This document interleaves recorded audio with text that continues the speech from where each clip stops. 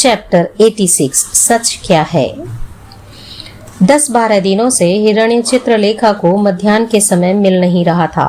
वह रोज मध्याह्न के समय जाती, परंतु निराश होकर अपने कुटीर में लौट आती। भिक्षु हिरण्य को क्या हो गया?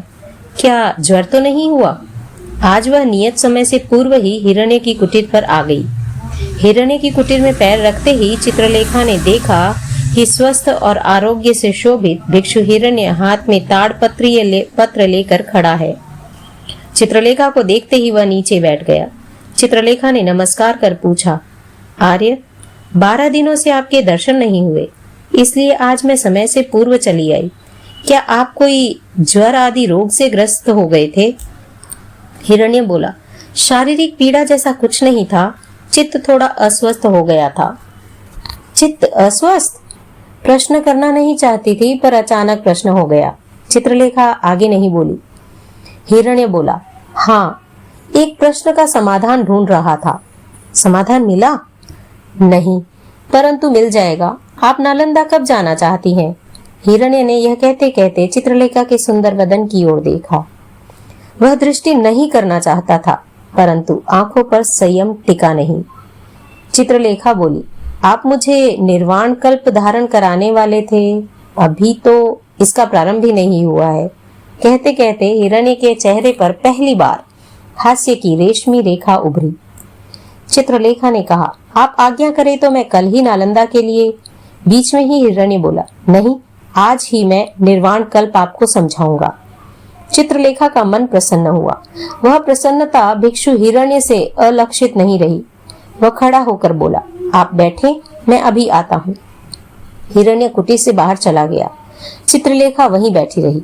कुछ समय पश्चात हिरण्य लौट कर आया। उसके हाथ में ताड़पत्र के कुछ पन्ने थे।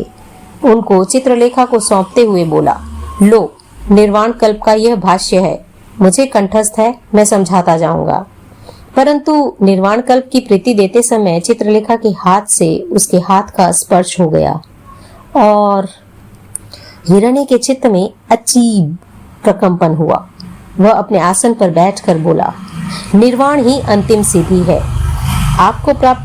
उसको प्राप्त करने के लिए भगवान बुद्ध ने संसारी प्राणियों को ज्ञान संपदा दी है। उन्होंने प्रारंभ में मंगल वचन के माध्यम से यह कहा है, हे आनंद, विश्व के प्राणी मुक्ति के लिए तड़फ रहे हैं, किंतु उन्हें योग्य मार्ग प्राप्त नहीं हो रहा है। अनीति और विषय वासना के चक्र में मनुष्य जकड़ गया है। मृत्यु का भय सिर पर मंडरा रहा है। फिर भी मनुष्य प्राणीवध जनक यज्ञ यागों में तथा अन्यान्य माया प्रधान अनुष्ठानों में रच पच रहे हैं। वे सघन बंधन से बंध रहे हैं। प्रमाद और कषाय उसका कारण है। पाठ पढ़ाते पढ़ाते हिरण्य बार बार चित्रलेखा के स्मित आनंद को निहारता। चित्रलेखा की दृष्टि केवल ताड़पत्रीय अक्षरों पर स्थिर थी और वह हिरण्य की बातों को हृदयगम कर रही थी। उसको समझाते समझाते हिरण्य बोला, रूप, यौवन और आरोग्य सदा अस्थिर है, अनित्य है, परिवर्तनशील है। कहते कहते हिरण्य रुक गया। चित्रलेखा ने हिरण्य की ओर देखकर कहा, क्यों, अटक क्यों गए? हिरण्य बोला, देवी, इसी स्थल का मैं समाधान ढूंढ रहा था। कल मैं यह बात समझाऊंगा। चित्रलेखा कुछ समझी नहीं। वह उठकर चली गई। हिरण्य जाती हुई चित्रलेखा को देखता रहा। उसके चित्त में एक प्रश्न जागा। रूप अस्थिर है, यौवन अस्थिर है, यह शास्त्रों की वाणी है, तो ये अस्थिर वस्तुएं मनुष्य को अपनी ओर खींचती क्यों है? इस प्रश्न का उत्तर पाने के लिए उसने अपने जीवन में संचित ज्ञान सागर में डुबकी लगाई। एक रत्न हस्तगत हुआ। गत काल का बाल्य आज यौवन में परिणत हुआ है। आज का यौवन भविष्य में जरा के रूप में बदल जाएगा और मनुष्य जिसको नहीं चाहता, उस मृत्यु और रोग का शिकार उसे होना पड़ेगा। उसका मन बोल उठा, नहीं नहीं, वस्तु अस्थिर है, परिवर्तनशील है, परंतु अस्वाभाविक नहीं है। ऐसे तो सूर्य भी उदित होता है, अस्त होता है, दिन और रात भी अस्थिर है। क्या कभी उनको कोई त्यागता है क्या? हिरण्य का हृदय बोला, यह प्रकृति है। मन हंसते हुए बोला, अरे ओ पगले, यह भी तो प्रकृति ही है। तेरे सामने जो सुंदर नारी है, क्या वह प्रकृति की छवि नहीं है? आज उसमें रूप है, यौवन है, मादकता है, चंचलता है। आज तू इसका इनकार क्यों करता है? परिवर्तन तो भविष्य में होने वाली घटना है। दिन में रात का आभास क्यों कर रहा है? सूर्योदय में सूर्यास्त का भय क्यों? हिरण्य का हृदय बोल उठा, यह रूप और यौवन मृग मरीचा का मात्र है। यह मोह है, मूर्ता है। क्या कभी ये तृप्ति दे पाए हैं? मन मादकता से बोल पड़ा, मोह और मूर्ता कैसे? यह तो यथार्थ है, जीवन सत्य है। 4 महीने बीत गए, चित्रलेखा का रूप प्रतिदिन निखरता जा रहा है और तू कैसा मूर्ख है, हस्तगत वस्तु को व्यर्थ खो रहा है। हिरण्य मन के संसार में उलझ गया। वह तत्काल कुटीर से बाहर निकला और तथागत के मंदिर की ओर दौड़ा। 2 शिष्य उसके पास अपने पाप का प्रायश्चित करने आ रहे थे, किंतु हिरण्य को इस प्रकार आकुल व्याकुल होकर मंदिर की ओर दौड़ते देखकर वे ठिठुर कर खड़े रह गए। मंदिर में कुछ भिक्षु जब ध्यान में बैठे थे। हिरण्य भीतर गया। उसने चारों ओर देखा। उसने मन ही मन सोचा, मेरी मानसिक दुर्बलता को किसी ने भांपा तो नहीं है। उसने अनिमेष दृष्टि से भगवान की प्रतिमा की ओर देखा, किंतु उसे तथागत के बदले विश्व मोहिनी चित्रलेखा ही वहां दिख पड़ी। वह चौंका, उसके प्राण झंकृत हो उठे। झंकार से ध्वनि आई, क्या सच, क्या मिथ्या? और वह लौट आया। कुटीर के पास आकर उसने देखा कि प्रायश्चित करने आए हुए वे दोनों भिक्षु वहां खड़े हैं। हिरण्य को देखकर नमस्कार कर वे बोले, हमें प्रायश्चित लेना है। किस आचरण का? एक बालिका का मुझसे अनजान में स्पर्श हो गया था, एक शिष्य ने कहा। हिरण्य सोच में पड़ गया। दूसरे शिष्य ने कहा, भंते, मैं भिक्षा के लिए गया था। उस घर में एक रूपसी युवती मुझे भिक्षा देने आई। मैंने उसे आंख उठाकर देखा। तत्काल मैं संभल गया, यह भूल मेरे से हुई है। हिरण्य मौन था। हिरण्य को मौन देखकर शिष्यों ने पूछा, क्या निर्देश है?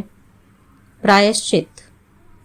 हिरण्य विचारों में खो गया था। उसने सोचा, आज ही तो मैंने जानबूझकर चित्रलेखा का स्पर्श किया था। वह रूपसी राजनर्तकी बालिका नहीं, युवती। अनजान में नहीं, जानकर। अरे, आज मैंने कितनी बार उसे निहारा, फिर भी आंखें तृप्त नहीं हुई। कितनी बार मन सहित उसको देखा। ये प्रायश्चित मांग रहे हैं। हिरण्य ने स्वस्थ होकर कहा, प्रायश्चित आज नहीं, कल। शिष्य बोले, भद्दंत, कल नहीं, आज ही, आज भी, अभी, क्योंकि न जाने विराधक अवस्था। हिरण्य विराधक शब्द सुनकर चौंका। फिर शिष्यों की ओर उन्मुख होकर बोला, प्रायश्चित 1 घंटा तथागत की प्रतिमा के सामने खड़े खड़े ध्यान करना। हिरण्य ने प्रायश्चित दिया और अपने कुटीर में चला गया। देवी चित्रलेखा अपने कुटीर में आई और निर्वाण कल्प का वाचन करने लगी। इस ग्रंथ का प्रत्येक शब्द उसके मन को आनंदित कर रहा था। उसने सोचा, विश्व का परम सत्य है निर्वाण, जीवन की सिद्धि है मुक्ति, जन्म और मरण से छुटकारा पाना ही निर्वाण है, मुक्ति है। चैप्टर 87 वह लौट आया। उस रात चारों दिशाओं में सघन अंधकार व्याप्त था। गौतमी विहार में पूर्ण नीरवता थी। सभी भिक्षु अपने अपने निवास स्थानों में माला जाप कर सो गए थे। यात्री भी उस पवित्र वातावरण में शांत चित्त हो निद्राधीन हो गए थे। मात्र एक ही साधु मनोव्यथा से पीड़ित था, ज्ञानी हिरण्य। वह अपनी कुटीर में एक पतली और जीर्ण कंबल पर सो रहा था। करवटें बदल रहा था, परंतु नींद नहीं आ रही थी। वही कुटीर थी, वही कंबल और वही समय। वह प्रतिदिन वहीं सोता और भगवान तथागत का ध्यान कर संकल्प विहीन होकर शांत नींद में सो जाता था। परंतु गत कुछ दिनों से उस कंबल के रोम उसके शरीर में चुभन पैदा कर रहे थे। उसके चित्त में अज्ञान प्रवेश कर गया था। आज उसका मन कह रहा था, पाप यथार्थ नहीं है, वह भयभीत मन की कल्पना का परिपाक है। प्रकृति के द्वारा निर्मित अनुपम वस्तु का उपयोग करना पाप क्यों? यदि उसमें पाप हो तो फिर उसकी उत्पत्ति क्यों? उसके प्रति आकर्षण क्यों? और उपभोग का यह उपादान क्यों? यह तो एक सहज स्वाभाविक वस्तु है, शरीर के सहज धर्म का पोषण है। यह मन की वृत्तियों का स्वाभाविक विराम स्थल है। इसे पाप क्यों कहा जाए? मन जब विचारों के वातुल में फंसता है ना, तब कोई नहीं बता सकता कि वह कहाँ जाकर रुकेगा। हृदय बोला, अरे भिक्षु, मन के परवश मत हो, वह सदा भटकता है। तू स्वतंत्र है, तू जड़ नहीं है, चेतन है। देख, तू अपने स्वरूप में रमण कर, यह यथार्थ है और सब कृत्रिम है, अयथार्थ है। यह क्या, वर्षों तक तूने तप तपा, कठोर चर्या की, ध्यान किया, संयम से मन को साधा, और आज एक तुच्छ वस्तु से आकृष्ट होकर पथच्युत हो रहा है। धिक्कार है, धिक्कार है मानुज, धिक्कार। मन ने फिर हिरण्य को झंझोरा। उसने कहा, भोले साधु, बहकावे में मत आ, जो सोचा है उसको विराम मत दे। हिरण्य का मनोबल टूट गया, परंतु सर्वत्याग के मार्ग पर अग्रसर चित्रलेखा को यह कल्पना भी नहीं थी कि उसका रूप एक साधु के प्राणों में हलचल पैदा कर रहा है और उसको छिन्न भिन्न कर रहा है। अरे, आज सुबह तो हिरण्य ने 2 भिक्षुओं को अनजान में हुए स्पर्श और दृष्टिपात के लिए प्रायश्चित दिया था, और आज उसके चित्त में पाप के स्वरूप के प्रति आशंका पैदा हो गई। पाप यथार्थ था या केवल काल्पनिक, यह प्रश्न बार बार उभरने लगा। गत 12 वर्षों से वह पाप के स्वरूप का अभ्यास कर रहा था।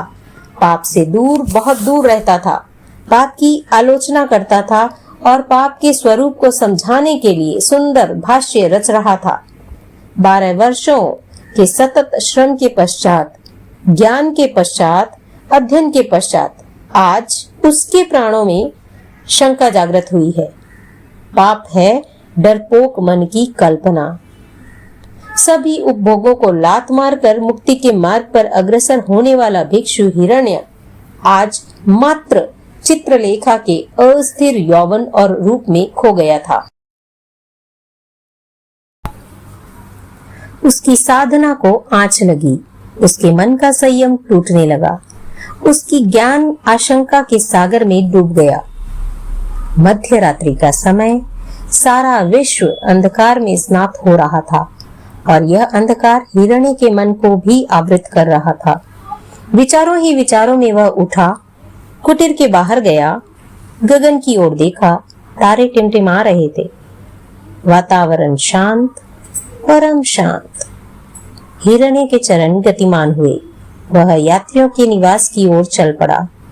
उसका मन चिल्ला चिल्ला कर कह रहा था, मृत्यु के पश्चात शाश्वत सुख मिलेगा या नहीं यह कौन जाने, परंतु जो सुख हस्तगत हो रहा है, मिल रहा है, उसे क्यों छोड़ा जाए। ज्ञानी होने पर भी, ज्ञान का प्रकाश साथ में होने पर भी वह एक अंधे व्यक्ति की भांति अंधकार में चलने लगा। मार्ग में चलते चलते उसका पैर एक कुत्ते पर पड़ा और कुत्ता भौंकने लगा। हिरण्य चौंका, कुत्ता दूसरी दिशा में भाग गया। हिरण्य ने चारों ओर देखा कि कुत्ते के भौंकने से कोई जाग तो नहीं गया, कोई बाहर तो नहीं निकला है ना। वह सावचेत हुआ और पश्चिम दिशा में एक कोने में स्थित चित्रलेखा की कुटीर की ओर चल पड़ा। कुटीर 20 कदम दूरी रह गया था। उसका मन चौंका। अर्धरात्रि में मेरा आगमन यदि चित्रलेखा को अप्रिय लगा तो, यदि यह डर कर चिल्ला उठेगी तो, यदि कुटीर का द्वार न खोलेगी तो, नहीं नहीं, वह तो उपभोग के लिए ही बनी है। तो 3 कदम आगे बढ़कर वह रुक गया और एक भय उसके मन में छा गया। 500 भिक्षुओं का मैं गणनायक हूँ, मेरी सारी प्रतिष्ठा धूल में मिल जाएगी तो। ओह! वह अचानक पीछे लौट आया। आकाश के तारक गण हंस रहे थे। मन बोल उठा, अरे कायर, उपभोग कर पाना सरल नहीं है, हिम्मत और पुरुषार्थ चाहिए, भोक्ता का अहम भी चाहिए। हिरण्य ने दोनों हथेलियों से सिर दबाया और उस समय एक टूटता तारा उसे दिखाई दिया। उसने चित्रलेखा की कुटीर की ओर देखा। हृदय बोला, कल मध्याह्न के बाद ही इसके मन को जीतने का प्रयास करना। स्त्री ऐसे वैसे ही वश वर्ती नहीं होती। हिरण्य अपने कुटीर में चला गया।